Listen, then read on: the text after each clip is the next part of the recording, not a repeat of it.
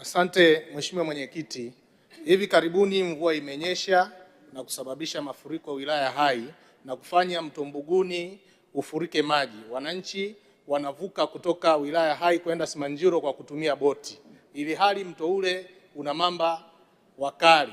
Je, serikali ina mpango gani walau kwa dharura kujenga daraja la kuunganisha wilaya Hai, kijiji cha Tindigani, kitongoji cha Bonza na wilaya kwenda Simanjiro ili wananchi waweze kupata huduma? Na wanafunzi sasa hivi wanavushwa kwa boti ambayo ni hatari sana. Mheshimiwa Spika, naomba serikali itupe mpango sasa wa kujenga daraja hili. Mheshimiwa Naibu Waziri, majibu.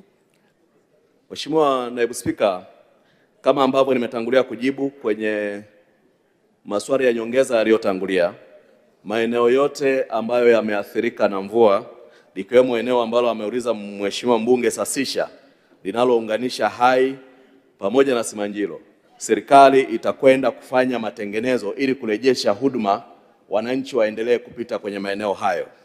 Lakini kwenye jimbo la Hai, mbali na dharura hii ambayo Mheshimiwa mbunge ameizungumza hapa, serikali inafanya kazi kubwa ya kurekebisha miundombinu ya barabara, ikiwemo na kutengeneza barabara ya kutoka Spenkoni, Mabogini, Kahe mpaka Chekeleni.